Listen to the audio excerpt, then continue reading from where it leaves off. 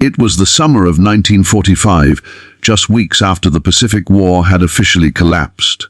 The dust hung low over a quiet ranch outside San Antonio, Texas, where cicadas buzzed in the heat and cattle shifted lazily beneath a burning sun. This was not a battlefield. There were no gunshots, no sirens, no marching boots. And yet, when the truck doors opened that afternoon, the war stepped quietly onto American soil.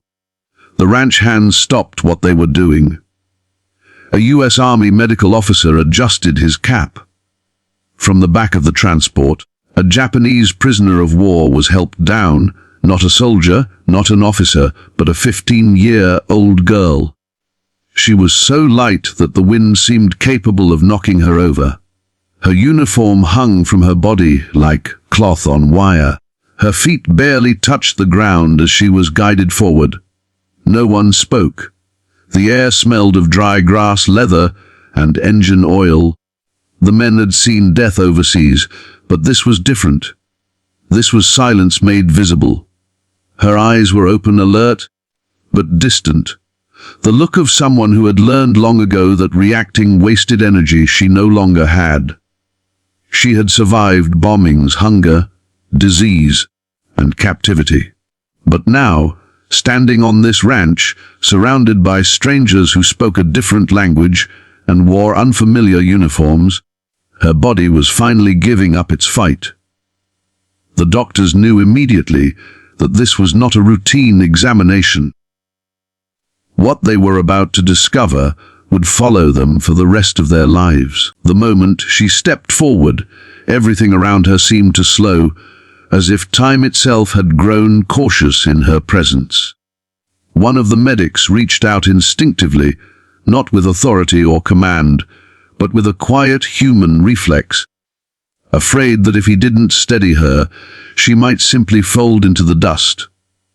Her arm felt almost unreal beneath his fingers, lighter than expected, lighter than it should have been, the skin thin and dry, like paper stretched too tightly over bone.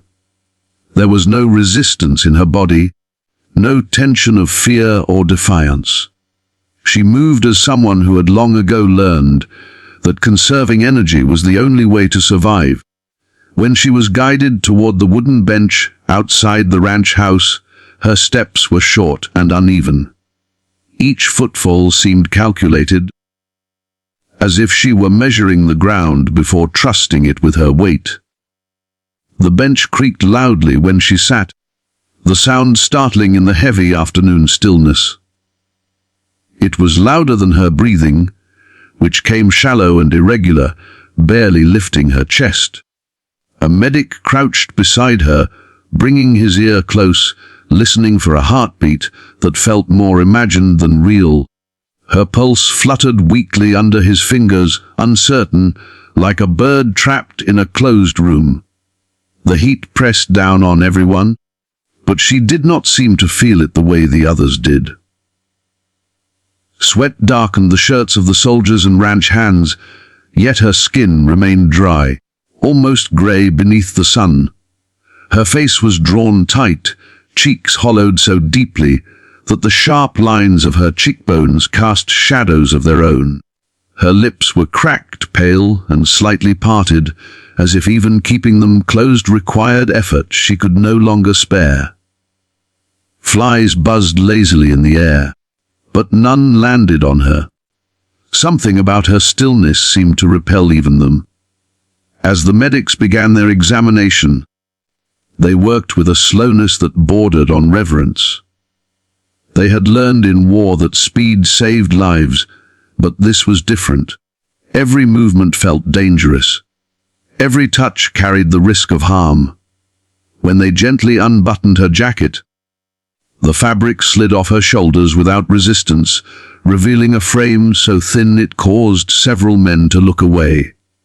Her collarbones jutted sharply, her shoulders narrow and fragile, as if they belonged to a much younger child.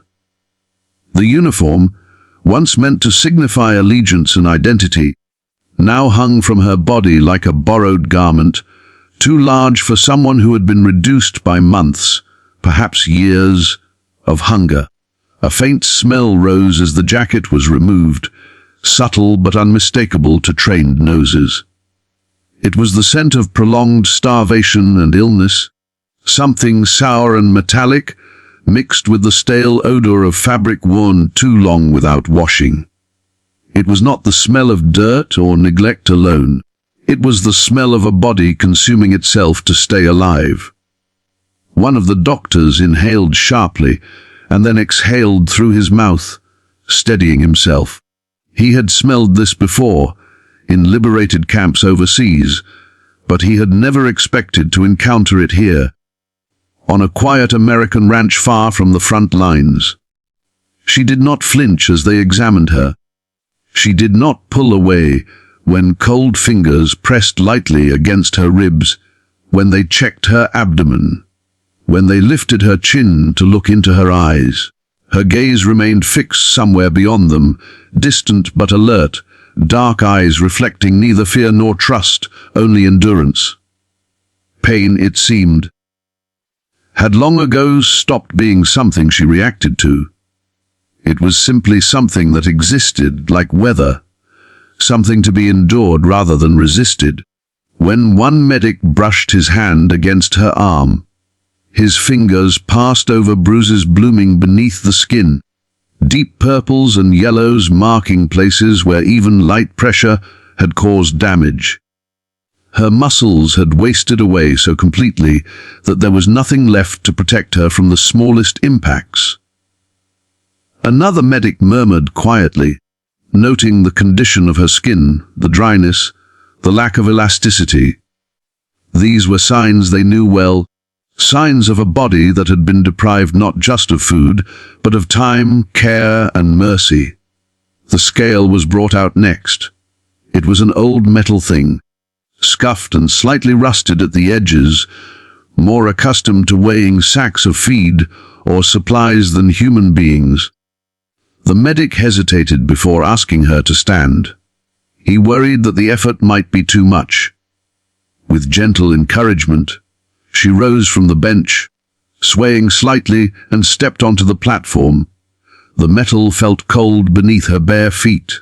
She stood there quietly, hands at her sides, eyes downcast, waiting. The needle moved, trembling slightly, before settling into place. For a moment, no one spoke. The sound of insects outside seemed suddenly too loud. The creak of the ranch house behind them felt intrusive. The medic leaned closer, as if he had misread the number, as if being nearer would somehow change it. Then he said it aloud, his voice low and disbelieving. 68 pounds. The number hung in the air, like a sentence no one wanted to finish. One of the soldiers let out a breath he hadn't realized he was holding. Another turned his head away, jaw tightening. Someone repeated her age softly, almost under their breath, as if reminding themselves that this was not an adult soldier hardened by years of war, but a 15-year-old girl whose body should have still been growing, still filling out with the strength of youth. A ranch dog lay nearby in the shade, panting lazily. It weighed more than she did. The realization struck with quiet brutality. This was not a case of someone who had missed a few meals or endured a short period of hardship. This was prolonged, systematic starvation. This was what happened when the human body was pushed beyond its limits again and again, forced to survive on less than it needed until survival itself became a delicate balancing act. The doctors understood immediately that even their help could be dangerous if not carefully controlled. Feeding her too quickly could kill her. Letting her move too much could cause collapse. Everything had to be measured, calculated, restrained. She stepped off the scale when instructed, moving back to the bench with the same careful slowness. When she sat, she lowered herself, as if afraid the bench might disappear beneath her. Her hands rested in her lap, thin fingers loosely interlaced. They shook slightly, not from fear, but from exhaustion. One of the medics offered her a canteen, but hesitated, remembering the risks. He capped it again, deciding to wait for the doctor's instruction. Around her, grown men stood in stunned silence. These were soldiers who had crossed oceans, who had seen cities burn and comrades fall, who had learned to harden themselves against the horrors of war. Yet here, faced with a child who weighed barely more than equipment they carried, they felt that hardness crack. There was nothing to fight here, no enemy to confront. There was only the undeniable evidence of what war had done to someone who never should have borne its weight. She looked up briefly then, her eyes meeting no one's for long. There was no accusation in her gaze, no plea. If anything, there was a quiet resignation, as if she had already accepted that her body might fail her here, so far from home, in a place she had never imagined. She had crossed an ocean not in triumph or surrender, but in fragility, arriving not as a threat, but as a question no one was prepared to answer. As the medics began to plan their next steps, speaking in hushed tones, she remained still, breathing shallowly, present yet distant. The war had followed her across the world, etched itself into her bones, and now, standing on American soil, it revealed its cost without a single shot fired. They moved her inside the ranch house with extreme care, as though carrying something already half broken. The door creaked as it opened, letting in a dimmer, cooler light that contrasted sharply with the harsh Texas sun outside. Dust motes drifted slowly in the air, suspended in the quiet, and for a brief moment it felt as if the world itself had lowered its voice. She was guided onto a narrow examination table covered with a thin sheet that had been hastily cleaned. When her body settled onto it, there was almost no sound at all, no weight to announce her presence. One of the doctors noted that detail silently, disturbed by how unnatural it felt. Inside, the atmosphere shifted from shock to controlled urgency. These men had trained for moments like this, moments when calm mattered more than emotion. Yet something about her made that discipline difficult to maintain. Her breathing was shallow and uneven, each inhale appearing to require deliberate effort. The rise and fall of her chest was so slight that one medic watched closely, afraid it might stop altogether if he looked away. Her ribs were visible beneath her skin, sharply defined, each one casting a faint shadow under the overhead light. It was a sight that made medical knowledge feel inadequate, as though no textbook could fully prepare someone for seeing a human body reduced to this state. The doctors began with the basics, speaking softly, not because they believed she would be frightened, but because raising their voices felt wrong in her presence. They checked her eyes first, lifting her eyelids gently to examine the pallor beneath. Her pupils reacted sluggishly to light, another sign of how depleted her system was. Her eyes themselves were dark and clear, alert despite everything, watching their movements without curiosity or fear. It was the look of someone who had learned to observe without expecting anything in return.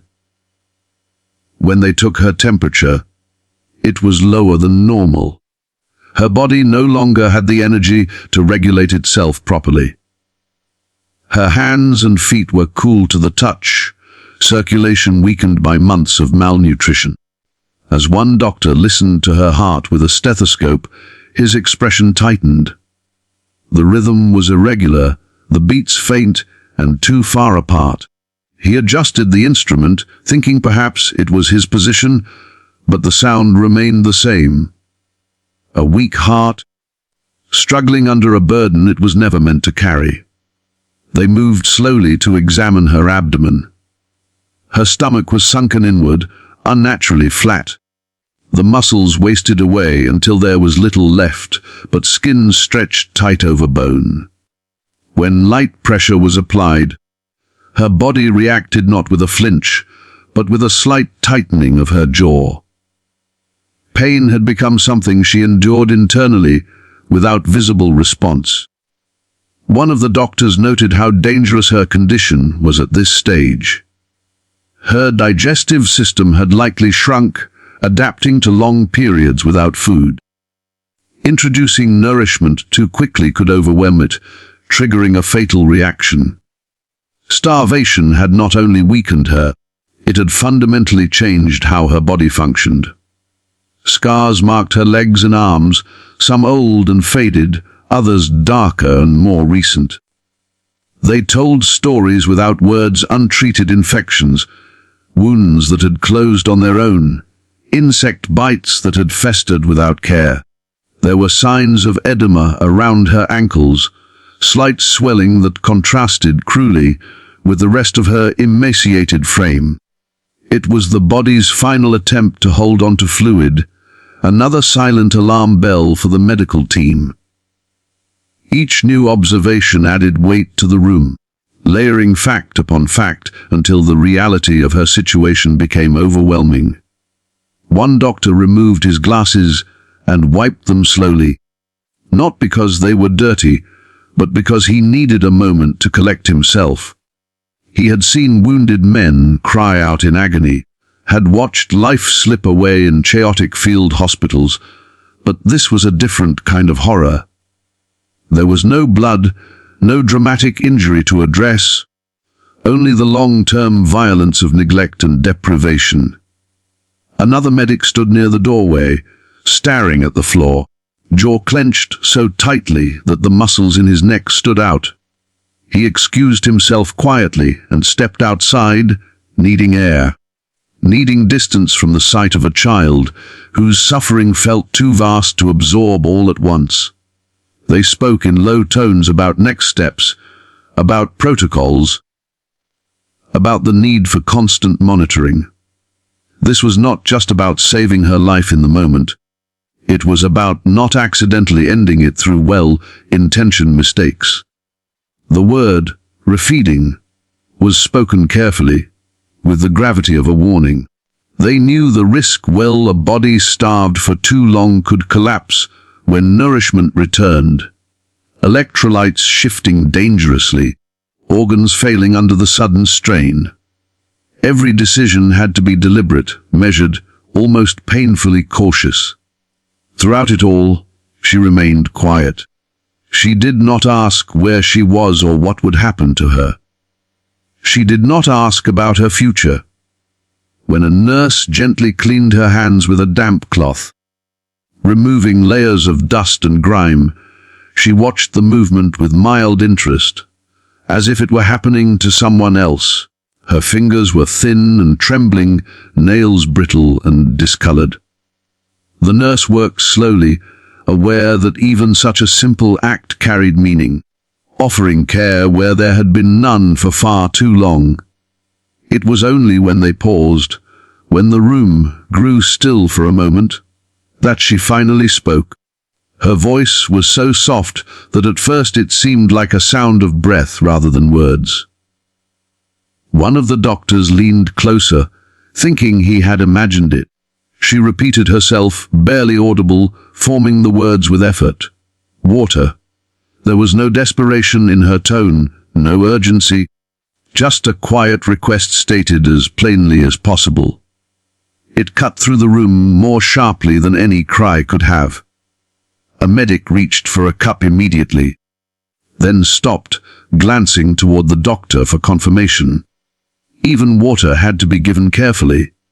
When permission was given, they poured only a small amount, watching closely as she lifted it with both hands.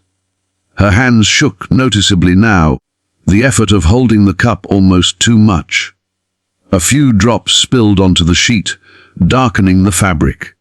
She noticed and adjusted her grip, concentrating fiercely, as if wasting even a drop felt wrong. She sipped slowly, carefully, as instructed, each swallow deliberate. Her throat moved weakly, the sound of swallowing barely audible in the quiet room. When she finished, she handed the cup back without a word, eyes lowering again, as if afraid to ask for more. The room felt heavier after that. The doctors wrote notes, their pens scratching softly against paper, documenting measurements and observations that would later be studied and analyzed. They knew this case would not end here. It would follow them into reports and discussions, shaping how starvation was understood and treated. Yet in that moment, all of that future significance felt secondary to the fragile life lying on the table before them. Outside, the sounds of the ranch continued. Distant cattle, the creak of wood, the faint hum of insects. Inside, time seemed suspended. The war felt very far away and yet impossibly close, present in every hollowed bone, every labored breath. This girl was not a statistic, not a symbol in that room. She was a living record of what prolonged cruelty did to the human body, and the men around her were forced to confront it without the distance of headlines or history books. As they prepared a space for her to rest, arranging clean sheets and planning round the clock observation, a quiet resolve settled over the room. They would do everything they could, slowly and carefully, to pull her back from the edge. But beneath that resolve lay an unspoken truth. None of them could ignore, even if she survived. The damage done to her body and spirit could never be fully undone. The silence that followed was not empty. It was filled with understanding, heavy and inescapable, pressing down on everyone present as they stood witness to the aftermath of a war that had already ended on paper, but not in flesh. The days that followed unfolded slowly, measured not in hours but in heartbeats, blood pressure readings, and the careful rise and fall of her chest as she slept. Recovery, the doctors knew, would not come in dramatic leaps. It would arrive in increments so small they were almost invisible, and any misstep could undo everything. She was moved to a quiet room at the edge of the ranch house, away from noise and foot traffic, where the curtains softened the light and the air remained cool. A cot was prepared with clean sheets, and someone placed a folded blanket at the foot, unsure whether she would need it. Her body produced so little heat that even in summer she often felt cold. Feeding began cautiously. At first, it was not food in any recognizable sense, but carefully measured liquids, thin broths prepared under strict medical supervision. Each spoonful was recorded. Each reaction was observed. The doctors watched her face as she swallowed, watched for nausea, for pain, for signs that her weakened system was being pushed too hard.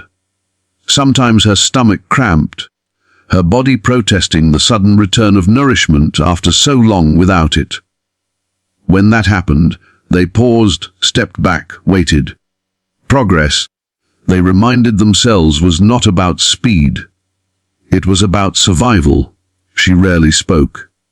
When she did, it was usually in response to direct questions, and even then her answers were brief. Her voice remained soft, almost fragile, as though raising it might cost her more energy than it was worth. She slept often, her rest deep and heavy, interrupted only by routine checks. At night, one of the medics always remained nearby, listening, counting breaths in the dark. There was a constant awareness that she was balanced on a narrow edge between life and death, and no one wanted to be the one who looked away at the wrong moment. Slowly, almost imperceptibly, changes began to appear. Her pulse strengthened, still weak but more consistent. Her breathing became less labored. A faint hint of color returned to her cheeks. These were not victories that could be celebrated loudly, but they mattered. Each small improvement felt earned, hard-won against the damage starvation had carved into her body. The doctors adjusted her intake carefully, adding slightly more nourishment as days passed, always watching, always ready to pull back if her system faltered. Word of her condition spread quietly through the base. There were no official announcements, no headlines. It moved the way serious things often do. Through whispers and glances, through conversations that stopped when someone entered the room. Soldiers who had never met her found excuses to pass near the ranch house. Some left small offerings without saying anything. An extra blanket folded neatly on a chair, a piece of fruit placed where a nurse would find it, a handwritten note with words they never expected her to read. No one claimed responsibility. It felt instinctive, a need to contribute something, anything, in the face of what they had witnessed. Even hardened men, veterans of island campaigns and brutal combat, struggled with the image of her fragile body lying so still beneath clean white sheets. Some avoided the ranch altogether, unable to reconcile what they had seen with the idea that the war was over. Others stood watch at night when they were not assigned to, lingering in the shadows as if guarding something sacred. There was no sense of duty in it, no orders given. It was simply an unspoken understanding that this life, nearly extinguished, deserved protection.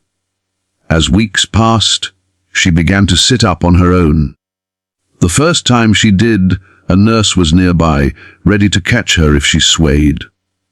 Her movements were slow and deliberate, muscles weakened by disuse and hunger.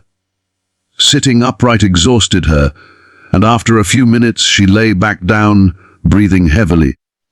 But the fact that she had tried at all was noted carefully, quietly celebrated among the medical staff. It was a sign that her body was beginning, cautiously, to remember how to live. She never spoke much about where she had come from. No one pressed her. They understood that some stories were written deeply into the body, not easily translated into words.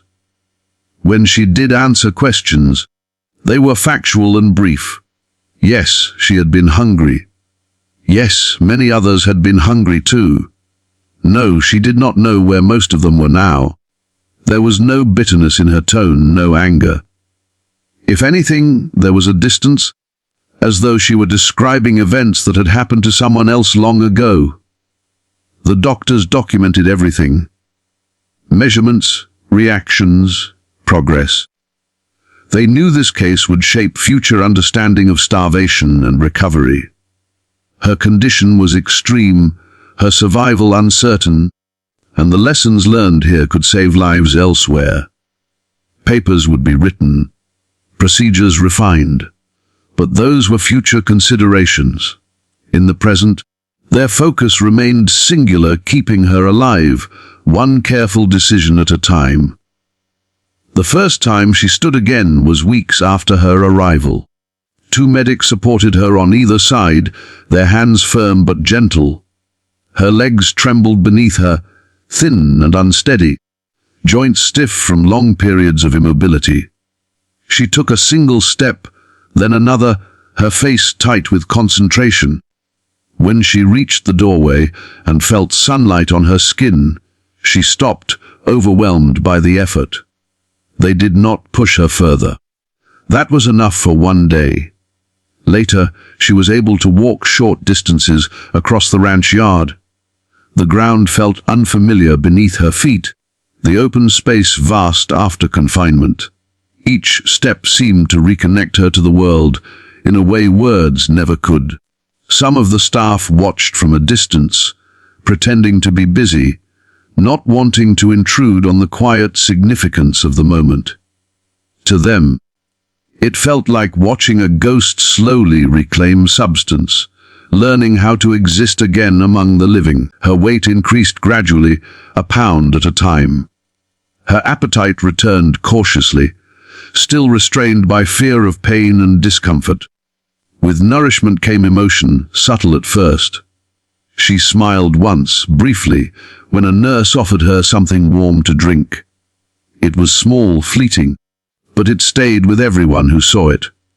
It was proof that beneath the damage, something intact remained. Eventually, plans were made for her transfer to a proper medical facility where long-term recovery could continue. The ranch had served as a place of emergency, a threshold between collapse and survival. On the day she left, there were no speeches, no ceremonies. She was helped into a vehicle, wrapped in a blanket, her movements slow but purposeful. She looked back once at the ranch house, her expression unreadable, then turned forward again. History would record the war in dates and declarations, in battles won and lost, in maps redrawn and treaties signed. It would speak of surrender and victory, of strategy and power, but it would not easily capture moments like this. The quiet reckoning that unfolded far from the spotlight, where the consequences of war appeared not as explosions or headlines, but as a starving child weighing 68 pounds, fighting to stay alive in the aftermath of decisions made by nations. For those who witnessed her recovery, the war never truly ended. It lived on in memory, in the careful way they measured food, in the silence that fell whenever someone mentioned hunger. Long after uniforms were put away and life returned to routine, the image of that girl walking slowly across the ranch yard remained, a reminder that the cost of war did not vanish when the fighting stopped. It lingered in bodies, in scars, and in the quiet determination of a young life that refused, inch by inch, to disappear.